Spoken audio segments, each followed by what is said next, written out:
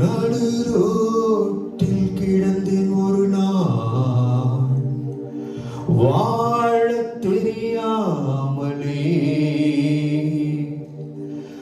மனிதர்கள் கேட்கும் கேள்விக்கு பதில் பேச தெரியாமலே. மனிதர்கள் கேட்கும் கேள்விக்கு பதில் பேச தெரியாமலே. நன்றி நன்றி என்னை வாழ வைத்தீரே நன்றி.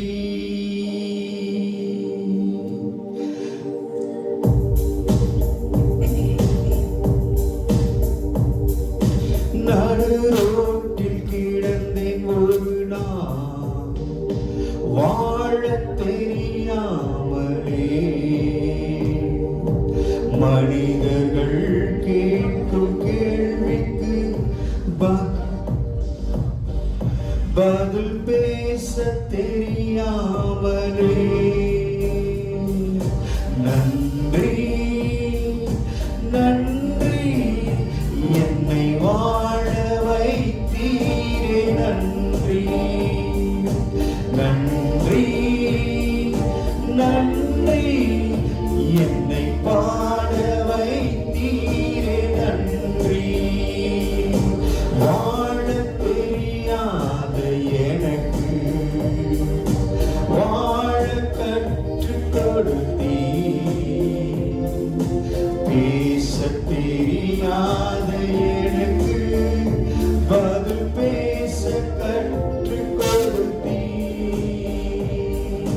வாழ தெரியாத எனக்கு வாழ கற்றுக் கொடுத்தீர். பேச தெரியாத எனக்கு பதில் பேச கற்றுக் கொடுத்தீர். நன்றி நன்றி என்னை வாழ வைத்தீரே நன்றி. எல்லாரும் கரங்களை உயர்த்தி நன்றி நன்றி என்னை பாட வைத்தீரே நன்றி. நடு ரோட்டில் கிடந்தேன் ஒரு நாள், வாழத் தெரியாமலே.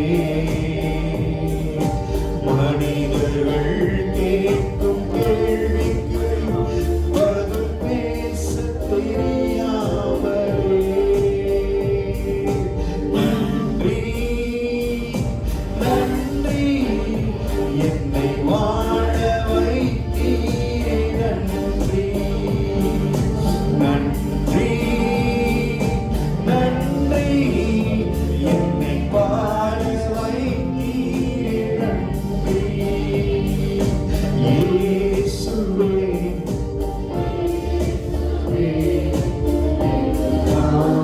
இயேசுவே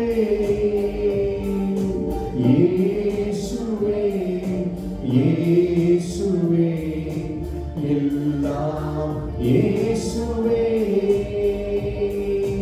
ஆராதனை ஆராதனை உயிருள்ளவரே ஆராதனை. சொல்லமா ஆராதனை ஆராதனை உயிருள்ளவரே ஆராதனை. கண்ணீரின் வேளையில் தாயானே, காயப்பட்ட நேரத்தில் தந்தையானே. கண்ணீரின் வேளையில் தாயானே, காயப்பட்ட நேரத்தில் தந்தையானே. என் அம்மாவும் நீரே, என் அப்பாவும் நீரே, எனக்கு எல்லாமே நீங்க நாங்கப்பா. சொல்லலாமா? என் அம்மாவும் நீரே, என் அப்பாவும் நீரே, எனக்கு எல்லாமே நீங்க நாங்கப்பா. ஆராதனை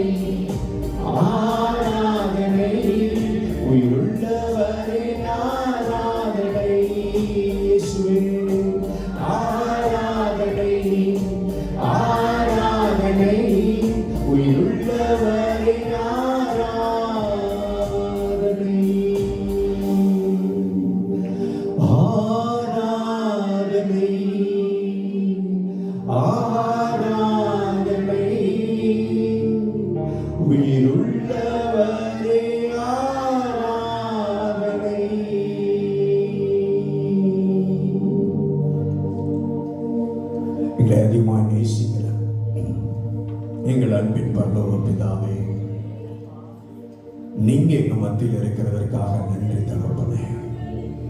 நீங்க நேசிக்கிற எல்லாரையும் கூட்டி சேர்த்திருக்கிறீங்கப்பா. யார் மேல எல்லாம் அதிகமான பாசம் வச்சிருக்கிறீங்களோ எல்லாரையும் கூட்டி வந்திருக்கிறீங்கல்ல. இதுவரைக்கும் நடத்தினவர் இன்றைக்கு பலப்படுத்த போகிறதற்காக நன்றி சொல்லுகிறேன் அப்பா. எங்களோடு கூட நீ பேச போகிறதற்காக நன்றி. உடைய சமூகத்தில் எங்களை அர்ப்பணிக்கிறோம். நீர் வழி நடத்தும். பரிசுத்த ஆவியானவரே, நீங்க பேசுங்க, நாங்க கேட்கிறோம். உங்க நாம மாத்திரம் மகிமைப்படட்டும்.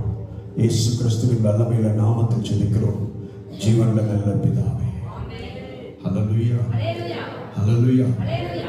வெளிப்படுத்தல் விசேஷம் காட்சி கொடுத்துட்டு வெளிப்படுத்தல் விசேஷம் 3ஆம் அதிகாரம் 8ஆம் வசனம். உன் கிரியைகளை அறிந்திருக்கிறேன். உனக்கு கொஞ்சம் பலன் இருந்தும் நீ என் நாமத்தை மறுதலியாமல் என் வசனத்தை கைக்கொண்டபடியினாலே இதோ திறந்த வாசலை உனக்கு முன்பாக வைத்திருக்கிறேன், அதை ஒருவனும் பூட்ட மாட்டான். எனக்கு அருமையான தேவனுடைய பிள்ளைகளே, ஒரு 50 வயது மதிக்கத்தக்க தகப்பனும் 25 வயது மதிக்கத்தக்க மகனும் சேர்ந்து ரயில் நிலையத்திற்கு தான் சொந்த ஊருக்கு போறதுக்காக போறாங்க. அப்ப ரயில்வே ஸ்டேஷன்ல போய் தங்களுடைய சீட்ல உட்கார்ந்துட்டாங்க. இந்த 25 வயசு மதிப்புள்ள அந்த மகனுடைய செய்கையெல்லாம் பாத்தீங்கன்னா ஒரு 3 வயசு குழந்தைய போல காணப்பட்டது. அவன் அப்பாவை கூப்பிட்டு சொல்றான், அப்பா பிளாட்ஃபார்ம்ல மனுஷங்கள்லாம் நடந்து போறாங்க சொல்றான். அப்பாவுக்கு சந்தோஷம் தாங்கல. வெரி குட், கரெக்டா சொன்ன, சூப்பர் சூப்பர்ங்கிற. எதிர்த்தாப்புல புதுசா திருமணமான 2 பேர் உட்கார்ந்துருந்தாங்க, கணவன் மனைவி உட்கார்ந்துருந்தாங்க. இந்த 2 பேரையும் பார்த்தோன்னே இவங்களுக்குள்ள கொஞ்சம் பயம் வந்துருச்சு. ஐயோ, 2 பைத்தியங்களுக்கு நடுவில் நம்ம மாட்டிட்டோமே, நம்ம பத்திரமா ஊர் போய் சேருவோமான்னு சொல்லி கலங்கி போயிட்டாங்க. கொஞ்ச நேரத்துல ட்ரெயின் கிளம்பிடுச்சு. ட்ரெயின் ஸ்டேஷனை விட்டு வெளியில வந்துருச்சு. மரமெல்லாம் எதிர் திசையில போகுது. எதிர் திசையில போறத பார்த்தோன்னே பையன் சொல்ற, அப்பா மரமெல்லாம் எதிர் திசையில போகுதுப்பா அப்படிங்கிறான். அப்பாவுக்கு சிரிப்பு தாங்க முடியல. சந்தோஷமா கை தட்டி, ஆமா மகனே எதிர் திசையில போகுது அப்படிங்கிறாரு. இந்த பெண்ணுக்கு ரொம்ப பயமாயிடுச்சு. கொஞ்ச நேரத்துல மழை பெஞ்சிச்சு. தண்ணியை கையில பிடிச்ச, அப்பா தண்ணிப்பா அப்படிங்கிறான். அப்பா அவனை கட்டி பிடிச்சுக்கிட்டாரு. சூப்பர் மகனே அப்படிங்கிறாரு. இந்த பெண்ணுக்கு ரொம்ப பயமாயிடுச்சு. கணவன் கிட்ட சொல்றா, ஒண்ணு நம்ம இடத்தை மாத்தி உட்காரணும், இல்லைன்னா அவங்களுக்கு உதவி செய்யணும். உங்க ஃப்ரெண்டு ஒரு சைக்காட்ரிஸ்ட் இருக்காரு இல்லையா, அவர்கிட்ட இந்த பையனை கூட்டு போறதுக்கு அவங்க அப்பா கிட்ட நீங்க பேசுங்களேன். அவங்க அப்பாவை பார்த்தா நல்லா இருக்க மாதிரி தெரியுது, பையனுக்கு தான் பிரச்சனை இருக்குது, நீங்க சொல்றீங்களா அப்படின்னு சொன்னோடனே கணவன் சொல்றான், அடுத்த ஸ்டேஷன் வரும் இல்லையா, அப்ப அவரை நான் தனியா கூட்டு போய் சொல்றேன் அப்படின்னு சொல்றான். அடுத்த ஸ்டேஷன் வந்துருச்சு. அப்படியே அந்த அப்பாவை கையை பிடிச்சு கூட்டு போய் அந்த சைட்ல அந்த டோர் கிட்ட நிறுத்தி அவர்கிட்ட ஒரு கார்டை கொடுத்து, ஐயா நீங்க யாருன்னு எனக்கு தெரியாது, ஆனா உங்களுக்கு நான் உதவி செய்ய விரும்புகிறேன். உங்க பையனுக்கு ஏதோ மனநல பிரச்சனை இருக்குன்னு நினைக்கிறேன். எனக்கு தெரிஞ்ச நல்ல சைக்கியாட்ரிஸ்ட் ஒருவர் இருக்கிறார், அவர்கிட்ட கூட்டிட்டு போங்க. அவர் என் பேரை சொன்னீங்கன்னா நிச்சயமா உங்க பையனை கியூர் பண்ணி கொடுத்துருவாங்களே. அப்பா அதிர்ந்து போனார். அப்பாவுக்கு கண்ணெல்லாம் கலங்கிடுச்சு. இந்த கார்டை வாங்கி பாக்கெட்ல வச்சுட்டு கையை பிடிச்சு சொல்றாரு, ரொம்ப தேங்க்ஸ் பிரதர், நீங்க யாருன்னு தெரியாது, என் மேல அக்கறை காட்டுறதுக்கு நன்றி. ஆனா உங்களுக்கு ஒரு விஷயம் தெரியுமா, நீங்க நினைக்கிற மாதிரியே என் பையனை மருத்துவமனையில இருந்து தான் கூட்டிட்டு வர்றேன். ஆனா நீங்க எதிர்பார்க்கிற மாதிரி மனநல மருத்துவமனை கிடையாதுங்க, அது ஒரு கண் மருத்துவமனை. 25 வயசு வரைக்கும் என் பையனுக்கு பார்வையே இல்லைங்க. இப்பதான் முதல் முறையா கண்ணு கிடைச்சு அவன் உலகத்தை பார்க்கிறான். அவன் உலகத்தை ரசிக்கிறத என்னால் எப்படி ரசிக்காமல் இருக்க முடியும் என்று சொன்ன உடனே அவன் ஆடி போயிட்டான்.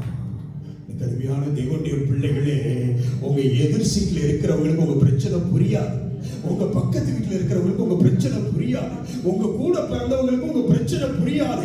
ஆனால் உங்களை படைத்த தகப்பனுக்கு உன் மனதில் இருக்கிற பிரச்சனையை புரிந்து கொள்ளுகிற ஆற்றல் உள்ளது. யார் வேண்டுமானாலும் இந்த உலகத்தில் உன்னை குறித்து என்ன வேண்டுமானாலும் தீர்மானிக்கலாம். ஆனால் என் பரலோக தகப்பன் உன் இருதயத்தை பார்க்கிறவர் என்று நான் சொல்லவில்லை.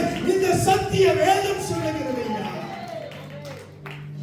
ஆண்டவர் சொல்லுகிறார், கடந்த 6 வருஷமா தாண்ட முடியாத வழிகளை தாண்டி இந்த இடத்துல வந்து அமர்ந்திருக்கிற ஆத்துமாவே, உன்னை பார்த்து பேசும்படிக்கு தான் என் ஆண்டவர் என்னை இந்த பலிபீடத்திலே ஏற்றி இருக்கிறார். 6 வருஷம் நீ சாதாரணமா தாண்டி வரல. இன்னைக்கு இந்த இடத்துல நீ வந்து உட்கார்ந்து இருக்கிறியே, ஆண்டவர் மாத்திரம் உன்னோடு கூட இல்லை என்றால் என்றோ நீ மரித்து போயிருப்பார். என்னைக்கோ மரித்து போயிருப்பேன். என் அப்பா உன்னை ஒரு சின்ன குழந்தையை சுமப்பது போல தாண்டி தாண்டி தாண்டி உன்னை நடத்தி வந்திருக்கிறார். நீ மூச்சே விட முடியாம நின்ன நேரங்கள் உன் வாழ்க்கையில உண்டு. எப்படி பிரதர் நீங்க 6 வருஷம் சொல்றீங்க? ஆவியானவர் சொல்றதை நான் சொல்றேன். ஆவியானவர் என்ன சொன்னாரு, மகனே 6 வருஷமா என் பிள்ளை தாண்ட முடியாம ஓடி வந்துட்டு இருக்குது. அந்த பிள்ளை கிட்ட போய் சொல்லு, நான் இருக்கிறேன், அவளுக்கு நான் கூட நின்று இருக்கிறேன், நான் நடத்தி இருக்கிறேன், இதுவரைக்கும் நடத்தின நான் இன்று உன்னோடு கூட இருக்கிறேன் என்று சொல்லு.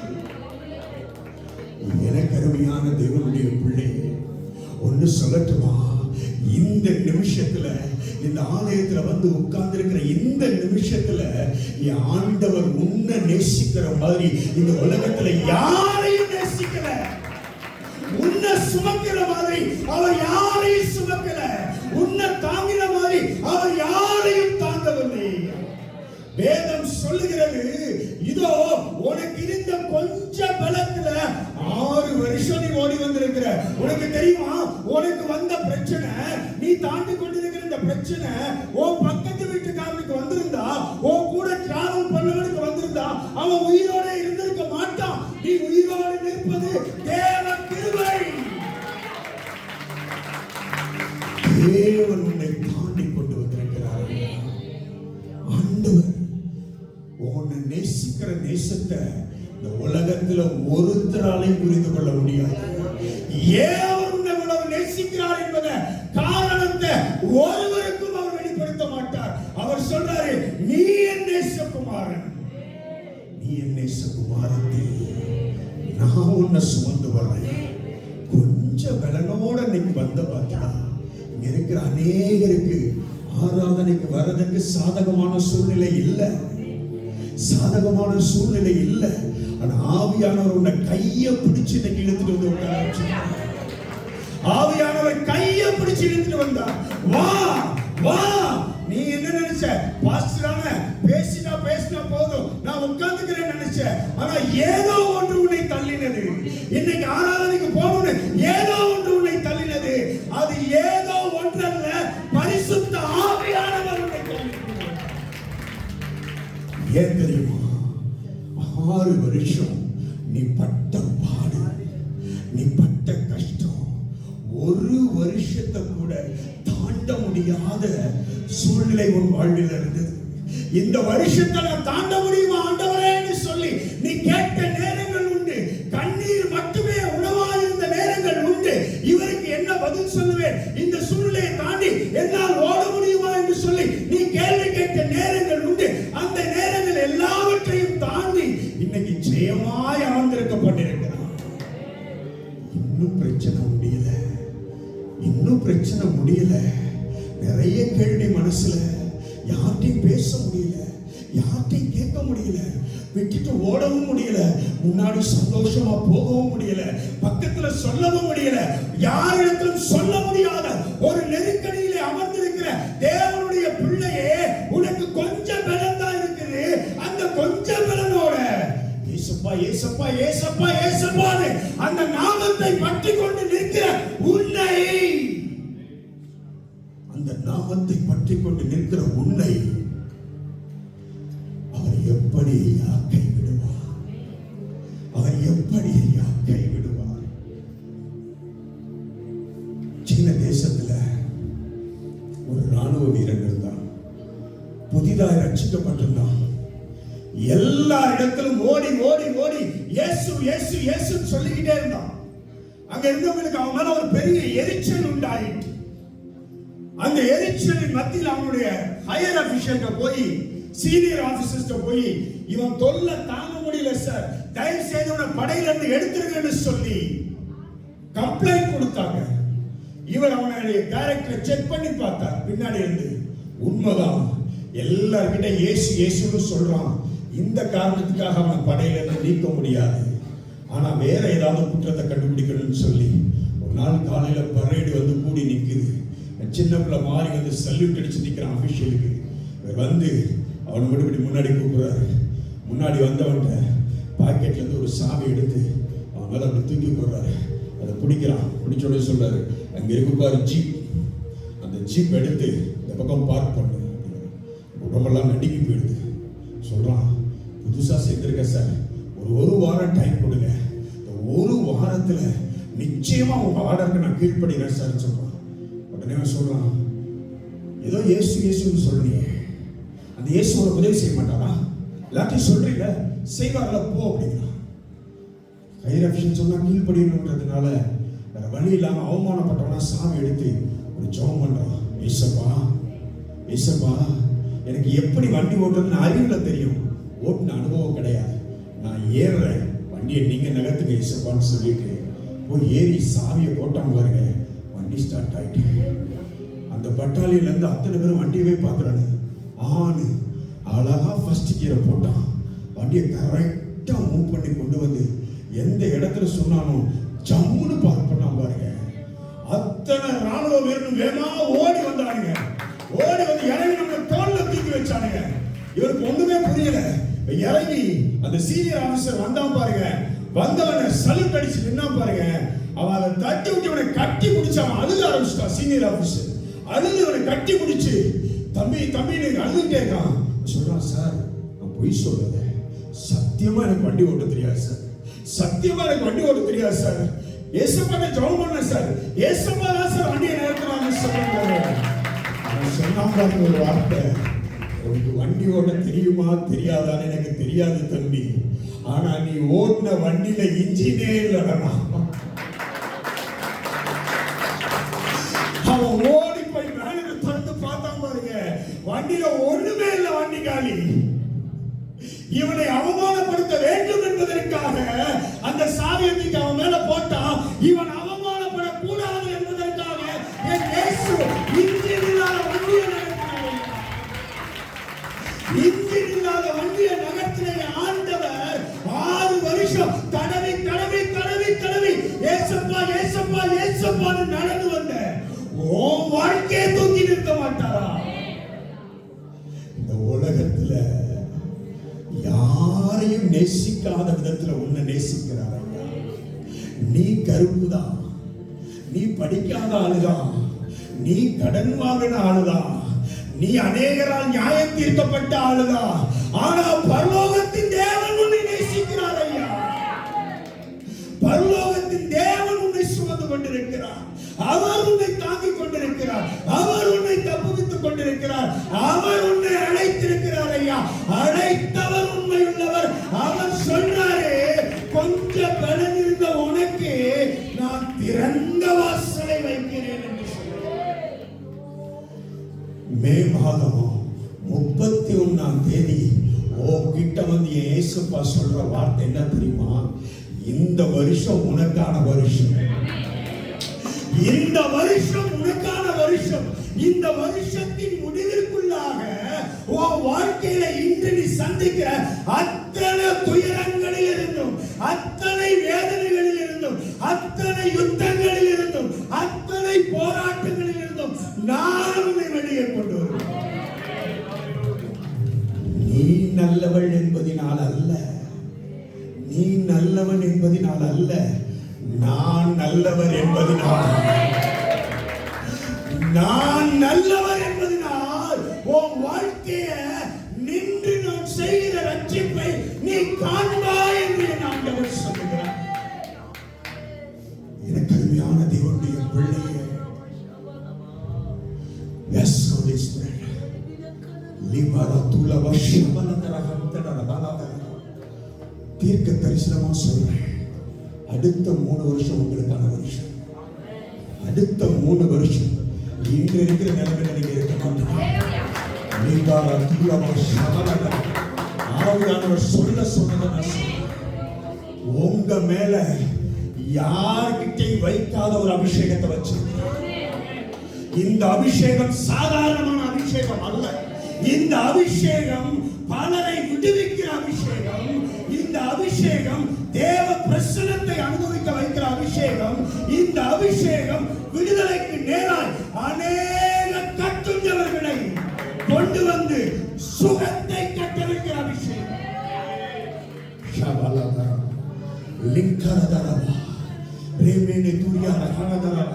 கடந்த 3 வருஷம் உங்க வாழ்க்கையை நீங்க சாதாரணமா தாண்டல பிரதர். ஆவியானவர் சொல்றார், எப்பயும் நான் அப்படி சொல்ல மாட்டேன், எந்த சபையிலையும் சொல்ல மாட்டேன். ஆவியானவர் என்ன அழுத்தி சொல்ல வைக்கிறார். ஆவியானவர் என்ன அழுத்தி சொல்ல வைக்கிறார். 3 வருஷம் நீங்க சந்தித்த அவமானங்கள் சாதாரணமான அவமானங்கள் அல்ல.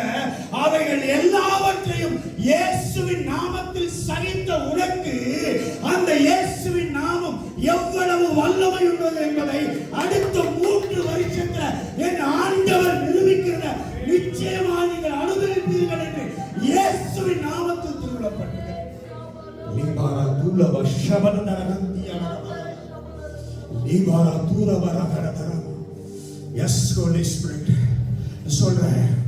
ஆண்டவர் சொல்றாரு, திறந்த வாசல நான் உனக்கு வைக்கிறப்பா. திறந்த வாசல வைக்கிறனே நமக்கு எல்லாத்துக்கும் ஒண்ணுதான் தெரியும். ஏசப்பா எனக்கு வாசல திறக்கிறாரு, ஏசப்பா எனக்கு ஒரு வாசல திறந்துட்டாரு, திறந்த வாசல வச்சிருக்கிறாரு.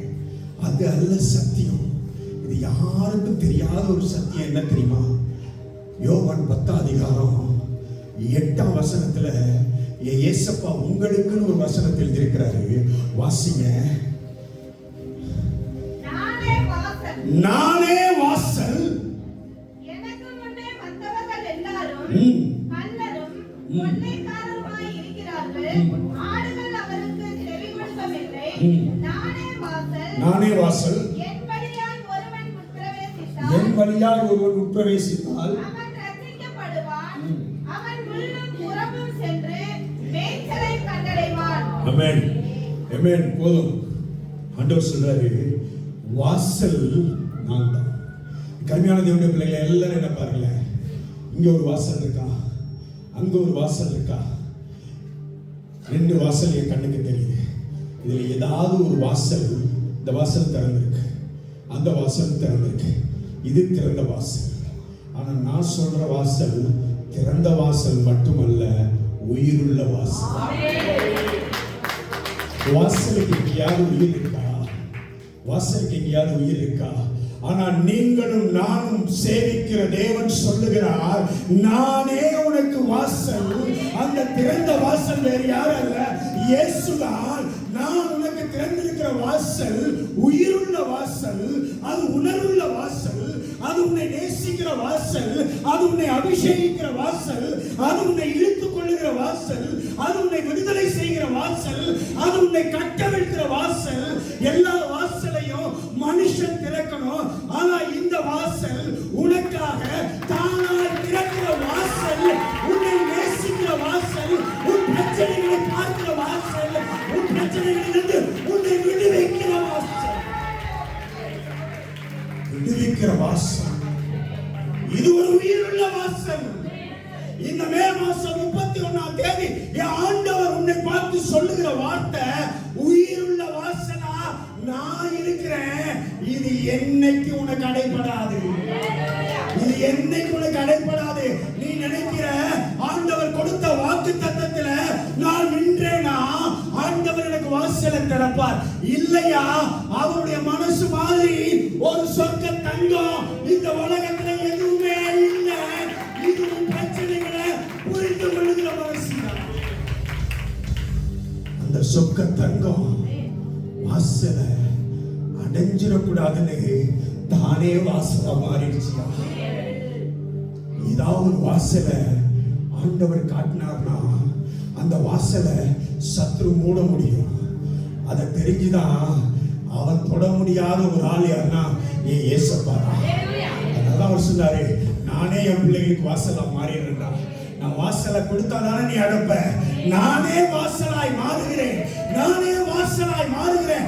என் பிள்ளை 6 வருஷம் பட்ட பாடுக்கு, என் பிள்ளை தாண்ட முடியாத வேதனைகளை தாண்டி வந்ததற்கு, இனி அதை அனுபவிக்க கூடாத எந்த வேதனையும் அதை நெருங்க முடியாதபடி நான் கூட இருந்து செய்கிற காரியம் அது பயங்கரமாக இருக்கும் என்று என் ஆண்டவர் உன் கூட இருக்கிறார். ஐயா ஆமென் சொல்லலாம். சத்தமா சொல்லுவீங்களா? சொல்றேன். நீங்க நம்பினாலும் நம்பலனாலும், நீங்க ஏத்துக்கிட்டாலும் ஏத்துக்கலனாலும், இந்த தேவ மனுஷனோடு கூட ஆண்டவர் இருக்கிறத நான் உணர்றேன். இந்த தேவ மனுஷனுடைய சபையோடு கூட ஆண்டவர் இருக்கிறத நான் அனுபவிக்கிறேன். இந்த இடத்துல வந்து அமர்ந்திருக்கிற எல்லாரோடும் கூட என் ஆண்டவர் கரம் பற்றி நின்று கொண்டிருக்கிறார். நிச்சயமா சொல்றேன், இந்த 2026 வருஷம் இது உனக்கான வருஷம். இந்த வருஷத்திலே ஆண்டவர் உனக்கு செய்கிற காரியம் அது பயங்கரமாக இருக்கும்.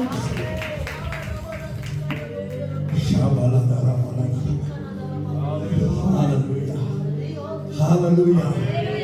Hallelujah. Hallelujah. உயிருள்ள வாசல் உன்கிட்ட பேசிட்டு இருக்கியா? உயிருள்ள வாசல் உன்னை பார்த்து கொண்டிருக்கிறது. நீ அழும்போது இந்த வாசல் என்ன தெரியுமா பண்ணும்? ஓடி வந்து உன்னை இழுத்து உள்ளே தள்ளி, போ மேய்ச்சலை பாரு, போ மேய்ச்சலை பாரு, நான் உள்ள உன்னை அனுப்புறேன். இனி நீ அழ மாட்ட, இனி நீ சோர்ந்து போக மாட்ட, இனி நீ துவண்டு போக மாட்ட. நான் உன்னை உன் தாய்க்கு மேல உன்னை நேசிக்கிறேன், உன் தகப்பனுக்கு மேல உன்னை நேசிக்கிறேன், உன் கணவனுக்கு மேல நான் உன்னை நேசிக்கிறேன், உன் பிள்ளைகளுக்கு மேல நான் நேசிக்கிறேன். எல்லாத்துக்கும் மேல நான் உன்னை நேசிச்சுதான் உன்னை கூப்பிட்டேன். இது வரைக்கும் என் அன்புல நான் உண்மையா இருந்தேன்ல, உன்னை கைவிட்டுடுவேனா? நான் உன்னை கைவிட்டுடுவேனா? நான் கைவிட மாட்டேன். ஏன்னா உனக்காகவே நான் எடுத்த ஸ்தானம் என்ன தெரியுமா? உயிருள்ள வாசல். உயிருள்ள வாசல். ஏன்னா நீ என்னை நேசிச்ச பாத்தியா, நீ என்னை தேடி வந்த பாத்தியா, அன்னைக்கு ரொம்ப உற்சாகமா நிறைய சமர்ப்பணத்தை நீ சொன்ன, எமோஷனலா நிறைய சமர்ப்பணத்தை சொன்ன, உன்னால முடியாததெல்லாம் சொன்ன. ஆனா நான் தப்பா எடுத்துக்கல, நான் தப்பா எடுத்துக்கல. சொன்ன சமர்ப்பணத்துல நிக்க முடியாம நீ சறுக்குன நிமித்தம் நிறைய வியாதிகளை சத்ரு வந்து போட்டான், நிறைய கடன் பிரச்சனைகளை சத்ரு வந்து போட்டான், நிறைய போராட்டங்களை சத்ரு வந்து போட்டான். நான் வந்து தைரியம் எடுத்து நான் அதை ரெஃபர் பண்ணி பார்த்து உன்னை நீதிகரிக்கலமா, உன்னை நீதிகரிக்கல. அன்னைக்கு அப்படி சொல்லி சறுக்குனதுனால இந்த சிச்சையை நீ அனுபவிச்சுதான் பரலோகத்துக்கு வரணும்னு சொல்றதுக்காக நான் சிலுவையில மறிக்கல. என் கடைசி சொட்டி ரத்தம் வரைக்கும் நான் உன் பிரச்சனைகளை அறிந்துதான் நான் சிந்தினேன். நான் சொல்லுகிறேன், இந்த பிரச்சனைகள் இருந்து உன்னை விடுவிக்கிறதுக்காக நானே வாசலாய் மாறியிருக்கிறேன். நானே வாசலாய் மாறியிருக்கிறேன். என்ன பிரதர் சொல்றீங்க? அப்ப நான் சறுக்குனது தப்பு இல்லையா? நான் சறுக்குனது சரியா? அப்ப நான் திரும்பவும் சறுக்குறதுக்கு ஒரு வாய்ப்பு இருக்குமே. நான் சொல்லட்டுமா? திருப்தி அடைந்தவன் தேன்கூட்டையும் மிதிப்பான் என்று இந்த பைபிள் சொல்லுதியா? ஒரே ஒரு முறை அந்த ஆண்டவருடைய அன்பை நீ டேஸ்ட் பண்ணிட்டனா, ஒரே ஒரு முறை டேஸ்ட் பண்ணிட்டீனா, நீ சறுக்கல்ங்கிற ஒரு சிந்தனைக்கே உன் மூளையில இடமே இல்லை. என் ஆண்டவர் எந்த அளவுக்கு அன்புக்கு முக்கியத்துவம் கொடுக்கிறாரோ அதே அளவுக்கு பரிசுத்தத்துக்கு முக்கியத்துவம் கொடுக்கிற தேவன். பரிசுத்தத்துக்கு முக்கியத்துவம் கொடுக்கிறதுனால அன்பை வெளிப்படுத்த மாட்டேன்னு சொல்லல. பரிசுத்தத்துல நீ சறுக்கினாலும் அதே பரிசுத்தத்தை விட அதிக பரிசுத்தத்துல உன்னை நிறுத்தும்படிக்கு தன்னுடைய அன்பை எடுத்து கிரியை செய்கிற தேவன். நிச்சயமா சொல்றேன், தேவனுடைய தீர்க்கதரிசியா சொல்றேன், இதுவரைக்கும் பலிபீடத்தில் நின்று சொன்ன ஆவியானவர் சொன்ன ஒரு தீர்க்கதரிசிக்கு கூட கீழே விழலைங்க. உங்க விசுவாசம் வர்த்திக்கப்பதற்காக சொல்றேன். பழனியில ஒரு தடவை நான் பிரசங்கம் பண்ணி கொண்டிருக்கும் போது ஆவியானவர் சொல்ற வார்த்தைகளை சொல்லிட்டேன். 7 வருஷமா கண்ணீரோடு நிற்கிற மகளே, இந்த வருஷம் ஆண்டவருக்கு வாசலை திறப்பான்னு சொல்லிட்டு நான் இறங்கிட்டேன். ஒரு தாய் வேகமா ஓடி வந்தாங்க, கையெடுத்து கும்பிட்டு சொன்னாங்க, ஐயா நான் தான் 7 வருஷம், என் மகளுக்கு கல்யாணம் ஆகி 7 வருஷம் ஆச்சு, பிள்ளை இல்லைங்க, 7 வருஷமா நாங்க பார்க்காத டாக்டர் இல்லை, நாங்க போகாத இடம் இல்லைங்க. நீங்க சொன்ன வார்த்தை ரொம்ப ஆறுதலா இருந்துச்சுன்னே எனக்கு ரொம்ப சந்தோஷமா இருந்தது. நான் சொன்னேன், கர்த்தருக்கு சித்தமானால் அடுத்த வருஷம் நான் வரும்போது நீங்க சாட்சி சொல்லுவீங்கன்னு ஒரு தைரியத்துல சொல்லிட்டு நான் வந்துட்டேன். அடுத்த வருஷம் நியூ இயருக்கு வேற ஒரு சர்ச்சில் பிரசங்கத்துக்காக போயிருக்கிறேன். அங்க இந்த அம்மா வந்திருந்தாங்க, கூட மகளை கூட்டிட்டு வந்திருந்தாங்க. பிரேக் அப்ப வேகமா மகளை கூட்டிட்டு ஓடி வந்தாங்க. அந்த மகளுடைய கையில ஒரு அழகான ஆண் குழந்தை. 2 பேரும் கண்ணீரோட சொன்னாங்க, கர்த்தர் 7 வருஷம் கழிச்சு கொடுத்துட்டாரியா, 7 வருஷம் கழிச்சு கொடுத்துட்டாரியா. நான் சொன்னேன், என்ன நேசிக்கிறத விட உங்களை அவர் ரொம்ப நேசிக்கிறார். இன்னைக்கு சொல்றேன், உங்களை அவர் நேசிக்கிற மாதிரி இந்த உலகத்துல நேசிக்கிறதுக்கு ஒரு உறவு கூட இல்லை என்று அனுப்பி சொன்னேன். ஆண்டவர் உன்னை நேசிக்கிறார், ஆண்டவர் உன்னை தொட்டிருக்கிறார், ஆண்டவர் உன்னை தாங்கிக் கொண்டிருக்கிறார், ஆண்டவர் உன்னை தப்புவித்துக் கொண்டிருக்கிறார். அவர் உயிருள்ள வாசலாய் நின்று கொண்டிருக்கிறார். உயிருள்ள வாசலாய் அவர் நின்று கொண்டிருக்கிறார். உன் மேல வச்ச அபிஷேகத்தை யாருக்குமே வைக்கலைங்க, யாருக்குமே வைக்கலைங்க. இங்க அவர் நின்று பிரசன்ஸ்குள்ள எடுத்துட்டு போனார் பாருங்க. அப்பதான் நான் ஃபீல் பண்ணேன்னா, அவர் நின்று பண்ணிட்டு இருக்கும்போது நான் யோசிச்சேன், இது இருந்த அனுபவம் சூப்பராக கொடுக்குறாருன்னு நான் நினைச்சிட்டு இருந்தேன். ஆவியானவர் சொன்னாரு, முதிர்ந்த அனுபவம் இல்லை, என் அபிஷேகம் என்று சொன்னார். என் அபிஷேகம் என்று சொன்னார். உங்க மேல வச்ச அபிஷேகத்தை உலகத்துல யார் மேலே வைக்கலைங்க. உங்க மேல வச்சிருக்கிற அபிஷேகத்தை எந்த விசுவாசி மேலையும் ஆண்டவர் வைக்கல, எந்த ஊழியக்கார மேலையும் ஆண்டவர் வைக்கல. நிச்சயமா சொல்றேன், அபிஷேகிக்கப்பட்டிருக்கிற நீ வாசலை கண்டடைவாய், வாசலின் மகிமையை காண்பாய் என்று உன்னை பார்த்து சொன்னார். கர்த்தர் உன்னை அப்படியே உள்ள கையில தாங்கியிருக்கிறார். எத்தனை ராத்திரி சத்தத்தை கேட்க முடியாம, பதில் இல்லாம, ஆண்டவரே நீங்க எப்படி இருக்கிறீங்களப்பா, என்னால விட்டுட்டு ஓடவும் முடியல, என்னால சந்தோஷமா முன்னாடியும் போக முடியலப்பா, எத்தனை பேர் கேட்டீங்கன்னு எனக்கு தெரியாது. ஆவியானவர் என்று சொன்னாரு, என் மகன் கதறிட்டு வந்து இங்க உட்கார்ந்து இருக்கிறார், சொல்லு அவளோட நான் இருக்கிறேன்னு சொல்லு, என் மகன்கிட்ட போய் சொல்லு அவனோட நான் இருக்கிறேன்னு சொல்லு. எத்தனை அவமானங்கள், எத்தனை வேதனைகள், எத்தனை கண்ணீர், எத்தனை போராட்டங்கள், அத்தனைக்கு மத்தியிலையும் ஒரு பைத்தியக்காரனை போல இந்த பைபிளை எடுத்துக்கிட்டு இப்படி சுமந்துக்கிட்டு ஏசப்பா ஏசப்பா ஏசப்பா ஏசப்பா ஜெபிக்கிறதுக்கு பலன் இல்லை, தான் பிரச்சனையை சொல்றதுக்கு அறிவு இல்லை. அவ்வளவு டிப்ரெஷன், அவ்வளவு சோர்வு, அதில் மத்தியிலையும் ஓரத்துல ஒரு நம்பிக்கை, என் இயேசு உயிரோடு இருக்கிறார் ஐயா, அவர் நிச்சயமா என்னை விடுவிப்பார் என்று சொல்லி 6 வருஷ காலம் ஒரு பைத்தியக்காரன் போல, ஒரு பைத்தியக்காரனை போல, ஒரு சொந்த பந்தம் எல்லாம் சிரிக்கும் போது கூட, உன் கூட பிறந்தவங்க எல்லாம் சிரிக்கும் போது கூட, உன் கணவன் கூட உன்னை பரிகாசம் பண்ணும் போது கூட, என்ன வேணாலும் சொல்லு, இவரை விட்டு என்னால போக முடியாதுன்னு சொல்லி ஒரு பைத்தியக்காரனை போல ஓடி வந்தாயே. உன்னை கைவிட்டுவாரா? உன்னை கைவிட்டுவாரா? நீ நான் அவருக்கு எவ்வளவு பிடிக்கும் தெரியுமா? உன் சத்தம் அவருக்கு எவ்வளவு பிடிக்கும் தெரியுமா? உன் பாசம் அவருக்கு எவ்வளவு பிடிக்கும் தெரியுமா? உன் மேல வச்சிருக்கிற அன்பு இந்த உலகத்துல ஒருத்தர் மேல வைக்கல. நம்மள ஒரு ஆமென் சொல்லு, சத்தமா ஒரு ஆமென் சொல்லு. உன் மேல வச்சிருக்கிற இரக்கத்தை இந்த உலகத்துல ஒருத்தர் மேல அவர் காட்டலையா? சொல்ற இந்த சபையில நின்று இந்த சத்தத்தை கேட்டுக் கொண்டிருக்கிற நீ, உன் வாழ்க்கையில எந்த பகுதியிலும் நீ தோற்று போக மாட்டாய் என்று இயேசுவின் நாமத்தில் நான் டிக்ளேர் பண்றேன். இயேசுவின் நாமத்தில் நான் டிக்ளேர் பண்றேன். இன்று தொடங்கி நான் சொல்றேன், 2 நாள் கூட்டத்தை மிஸ் பண்ணிடாதீங்க. உங்களுக்கு தெரியாது, ஹீலிங் சர்வீஸ்லாம் நாங்க திட்டமிடவே இல்லை. தம்பி திடீர்னு கூப்பிட்டு கேட்டாரு, ஈவினிங் சர்வீஸ் வைக்கலாமான்னு. நீங்க 10 சர்வீஸ் கூட வைங்க, ஆவியானவர் கொண்டு வந்துட்டாரோ நான் என்னன்னாலும் பேசிட்டு போறேன். ஈவினிங் சர்வீஸ் மிஸ் பண்ணாதீங்க, நாளைக்கு சர்வீஸ் மிஸ் பண்ணாதீங்க. நாளைக்கு 1ஆம் தேதி நிச்சயமா தீர்க்க தரிசனமா உங்க தனிப்பட்ட ஒவ்வொருவருக்கும் என் ஆண்டவர் வெளிப்படுவார். உங்களை நேசிக்கிற மாதிரி இந்த உலகத்துல யாரையும் தேவன் நேசிக்கிறார். கிருபை நிறைந்த சபை இது, கிருபையினால் தாங்கப்பட்டிருக்கிற சபை இது. என்னைக்கோ இது உடைஞ்சு துள்துளா போயிருக்கணும். சத்துரு இதற்கு விரோதமாய் செய்த யுத்தங்கள் அநேகம் உண்டு. இதற்கு விரோதமாய் செய்த கண்ணிகள் அநேகம் உண்டு. எல்லாவற்றையும் நின்று என் தேவன் உடைத்தார்.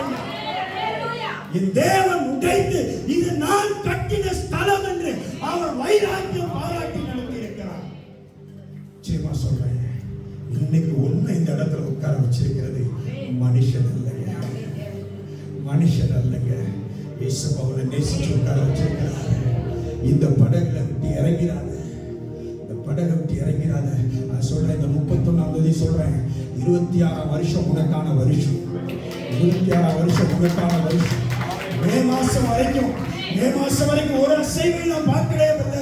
நிச்சயமா நீ காண்பாய், உயிருள்ள வாசல் உன் வாழ்க்கையிலே இருக்கிறது. உயிருள்ள வாசல் உன்னை நேசிக்கிறது ஐயா. உயிருள்ள வாசல் உன்னை தாங்கி இருக்கிறது ஐயா. உண்மையான சாட்சி சொல்லட்டுமா? சென்னை பட்டணத்துல தேவனுக்கு உண்மையா ஊழியம் செய்து கொள்வது ஒரு அம்மா இருந்தாங்க. நிறைய பாடல் எழுதியிருக்கிறாங்க. அவங்க பேரை நான் சொல்ல விரும்பல. அவங்க ஊழியத்தினுடைய ஆரம்ப நாட்கள் அவங்களுடைய வாழ்க்கையில நடந்த ஒரு மெய்யான சம்பவம்.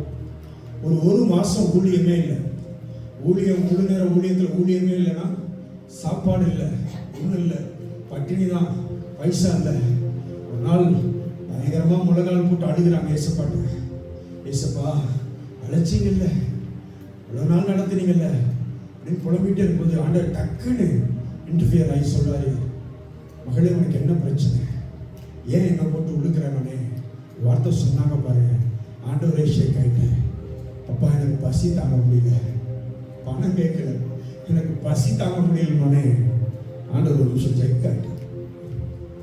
சின்ன குழந்தை பேசுற மாதிரி அவங்க சொல்றாரு, இன்னைக்கு மட்டும் இல்லை, இந்த மாசம் உனக்கு என்னெல்லாம் தேவை, எவ்வளோலாம் தேவை, எல்லாத்தையும் லிஸ்ட் எழுதிட்டாரு. ஒரு பேப்பர் எடுத்து அரிசி, பருப்பு, எண்ணெய் எல்லாத்தையும் லிஸ்ட் போட்டுட்டு, ஏசப்பா நான் லிஸ்ட் போட்டேன் ஏசப்பா. ஏசப்பா சொல்றாரு, உங்க வீட்டுக்கு பக்கத்தில் இருக்க டிபார்ட்மெண்ட் போ மகளே. என்ன சொல்றாங்க, என்கிட்ட காசு இல்லை ஏசப்பா. நான் சொல்றேன் கேளு போ. என்ன நினைச்சிட்டாங்க, ரோட்ல போறப்ப யாரோ விசுவாசி வர போறாங்க, அவங்களுக்காக நான் ஜெபம் பண்ண போறேன், ஆண்டவர் எனக்கு அற்புதம் செய்ய போறான்ட்டு 12:30 மணி இருக்கும்.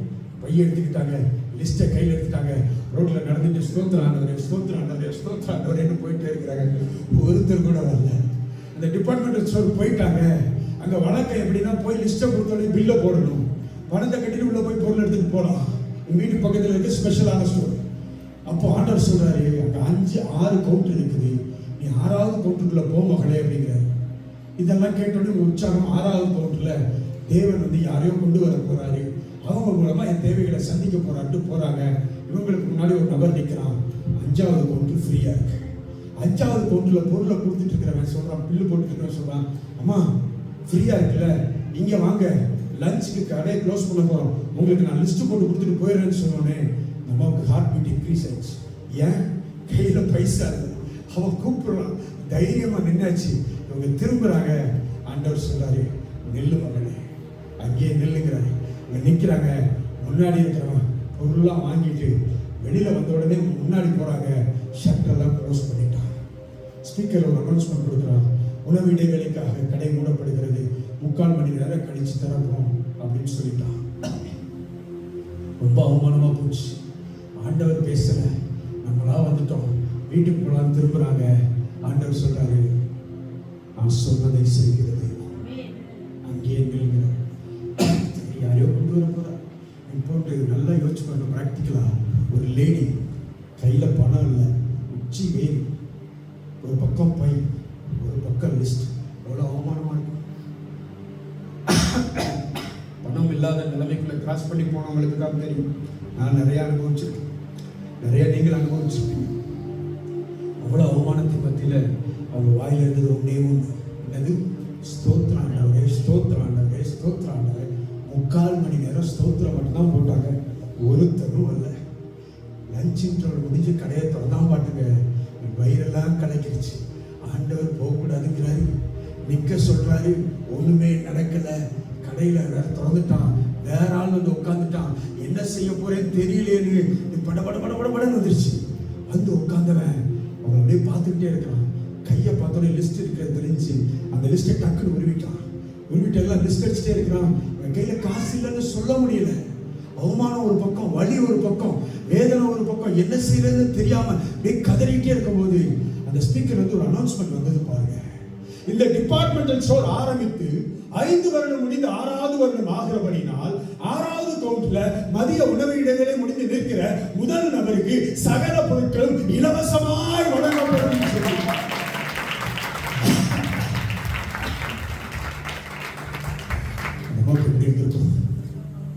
பரலோகமே கனெக்ட் ஆன மாதிரி அப்படியே முழங்கால் போட்டு தேம்பி தேம்பி அழுக ஆரம்பிச்சேன்.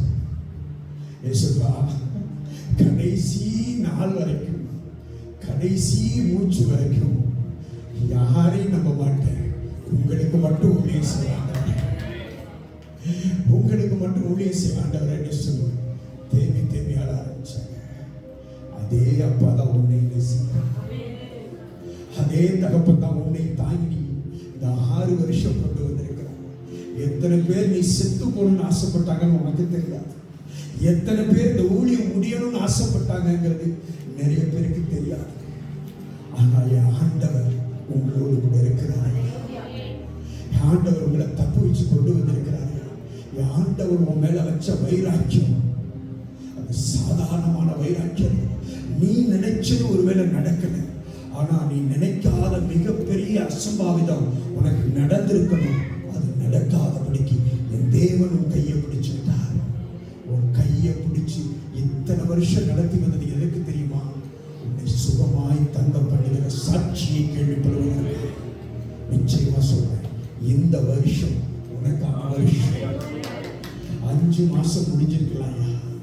5 மாசங்கிறது கிருபையை ரெப்ரசன்ட் பண்றது. இந்த கிருபை ஒரு நாள் உன்னை விட்டு விலகாது. மாசம்தான் முடியுது, 5ஆம் நம்பர் உன்னை விட்டு விலகாதையா. அதனாலதான் அந்த 5ஆம் நம்பர் முடிவுக்குள்ள அதனுடைய எக்ஸ்டென்ஷனை உனக்கு பேசிட்டு இருக்கிறேன்.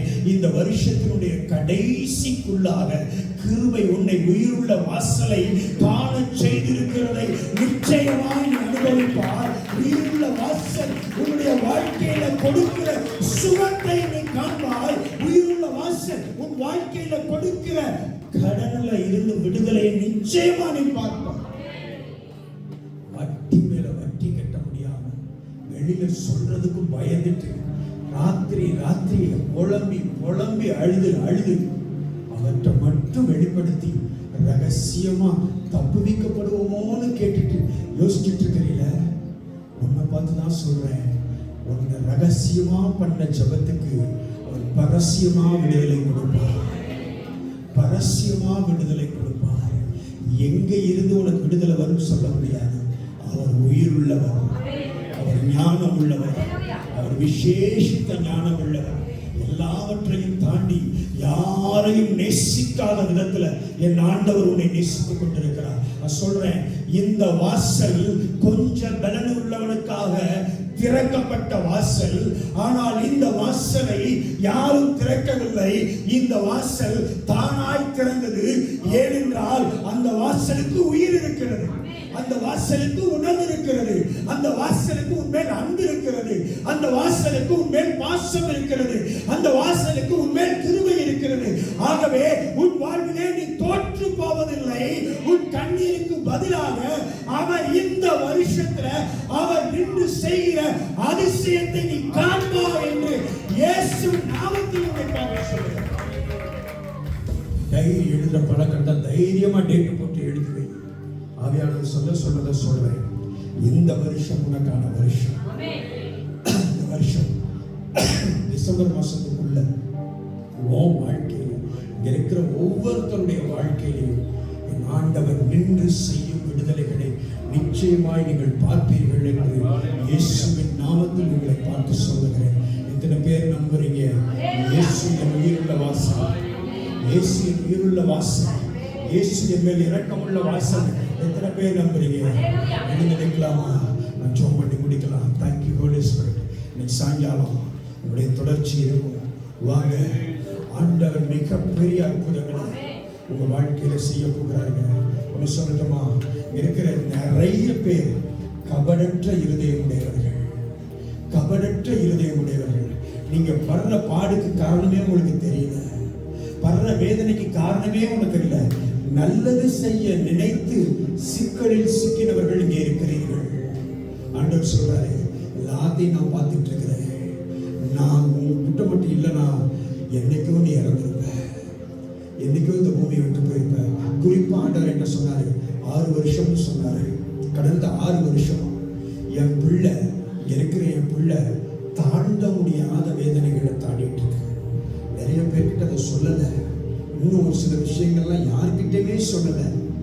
ஆண்டவர்கிட்ட மட்டும் சொல்லி அழுதுட்டு வெளியில சிரிச்சுட்டு இருக்கிறீங்க, வெளியில காமிச்சுக்காம இருக்கிறீங்க. நிச்சயமா சொல்றேன், ஆண்டவர் உன்னோடு கூட இருக்கிறார். சமயம் ஆண்டவர் வாழ்க்கையில நின்று செய்கிற காரியம் அது பயங்கரமா இருக்கிறது. Thank you Holy Spirit. Thank you Holy Spirit. எல்லாரும் கரங்களை உயர்த்தி. நடு ரோட்டில் கிடந்தேன் ஒரு நாள், வாழ தெரியாமலே. மனிதர்கள் கேட்கும் கேள்விக்கு பதில் பேச தெரியாமலே. என் வாழ்க்கை தாங்க நான் பாடுறேன். நீங்க முன்னாடி கோட்டு ஷூலாம் போட்டு நிற்கிறது தான் நீங்க பார்க்குறீங்க. நான் ஒரு கல்லூரியில் பிரின்சிபாலாக வேலை பார்த்தேன். பிஹெச்டி வரைக்கும் படிச்சு முடிச்சேன். எனக்கு பின்னாடி ஒரு பேக்ரவுண்ட் இருக்கு. என்ன பேக்ரவுண்ட் தெரியுமா? காலையில் 6 மணிக்கு ஒயின் ஷாப்பை தட்டின பேக்ரவுண்ட் இருக்கு. காலையில் 6 மணிக்கு ஒயின் ஷாப்பை தட்டினவனை தான் இன்னைக்கு 4 மணிக்கு பரலோகத்தை தட்டுறதுக்கு என் கண்ணவன் குடிக்கிறான், என் பையன் குடிக்கிறான், எல்லாம் மாறவே மாற்றாங்க. கண்ணீரோடு நீ அழுகிறல்ல, உன்னை பார்த்து சொல்றேன், உன் கண்ணீருக்கு பதில பயங்கரமா பார்ப்பேன். நான் சாட்சி சொல்ற மாதிரி உன் கணவனை சொல்ல வைக்கிறது தேவ சித்தம், உன் பிள்ளையை சொல்ல வைக்கிறது தேவ சித்தம். நான் நடு ரோட்ல விழுந்து கிடந்தேன். அடுத்து என்ன செய்யறதுன்னு தெரியல. படிப்பு தான் பெரிய படிப்பு, ஆனா செயல்கள் எல்லாம் கேவலம். அந்த கேவலத்தை மாத்தினவர் தான் என் தங்கமான இயேசுப்பா. அதனாலதான் சொல்றேன், நடு ரோட்டில் கிடந்தேன் ஒரு நாள், வாழ தெரியாமலே. மனிதர்கள் கேட்கும் கேள்விக்கு பதில் பேச தெரியாமலே. நன்றி நன்றி என்னை வாழ வைத்தீரே. நன்றி நன்றி நன்றி என்னை வாழ வைத்தீரே. நன்றி. நடு ரோட்டில் கிடந்தேன் ஒரு நாள், வாழ தெரியாமலே. மனிதர்கள் கேட்கும் கேள்விக்கு பதில் பேச தெரியாமலே. இயேசுவே இயேசுவே எல்லாம் இயேசுவே. சொல்லலாம் இயேசுவே இயேசுவே எல்லாம் இயேசுவே. இயேசுவே இயேசுவே எல்லாம் இயேசுவே.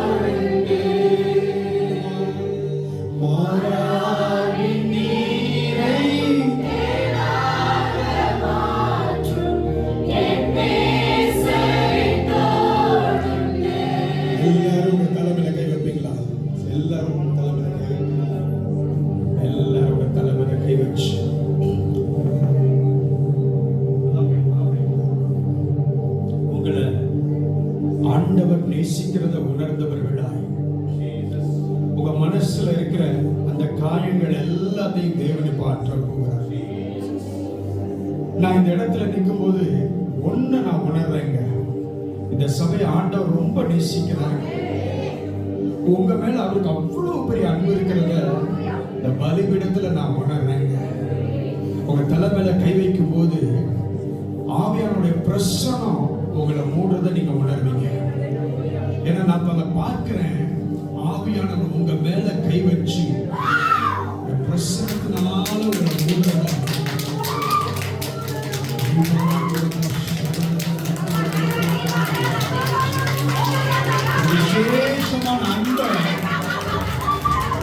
விசேஷமான அன்பை உங்க மேல ஊற்றுறாரு. உங்க மேல ஊற்றுறாரு. அமைதியா உங்க மனசுல இருக்கிற அந்த காயங்கள் எல்லாத்தையும் அவர் ஆத்துறாருங்க.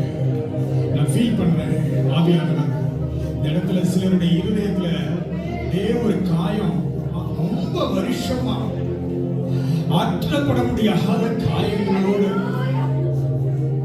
இந்த இடத்துல நிக்கிற தேவ பிள்ளையே, உனக்கு ஒரு ஹீலிங் தேவை. உன் இருதயத்துக்கு ஒரு ஹீலிங் தேவை. இயேசுப்பா சொல்றார், நான் உன்னை நேசிக்கிறேன், நான் உன் கூட இருக்கிறேன், மன்னிச்சு யாரெல்லாம் மன்னிக்கணுமோ மன்னிச்சு கசப்பு வைக்காத. நீ ஏன் பிள்ளை, நீ இதுவரைக்கும் சாகல, இதுவரைக்கும் நீ தோத்து போகல, இனியும் நான் உன்னை தோத்து போக விட மாட்டேன்.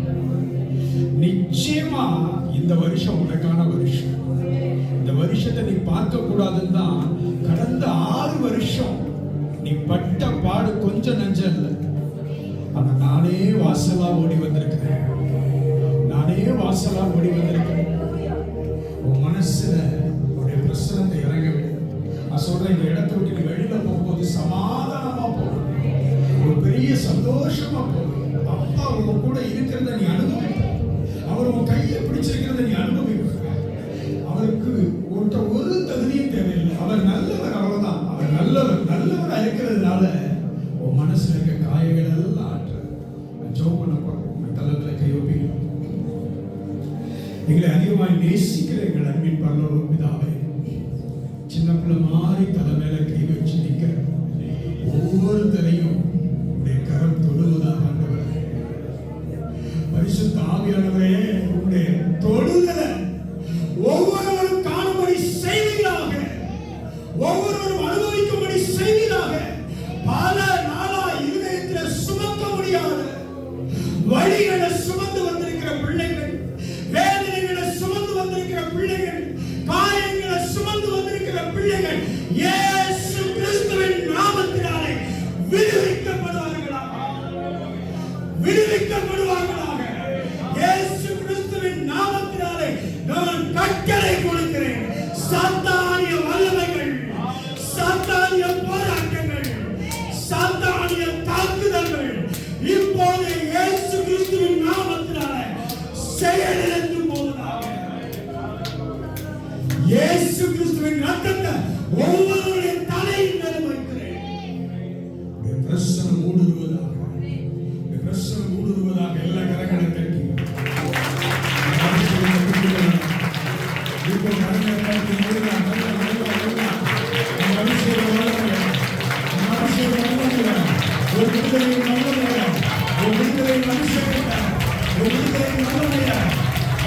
அப்படியே காயங்களை ஆற்றுகிற வல்லமையில.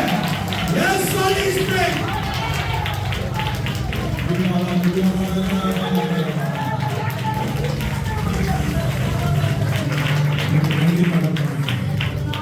உயிருள்ள வாசனாக எல்லாருடைய வாழ்க்கையிலே நின்று இந்த வருஷம் இவர்களுக்கான வருஷம் என்று ஒவ்வொருவருக்கு தனிப்பட்ட முறையில் நீ நிரூபிக்க போகிறதற்காய் நன்றி சொல்கிறேன்.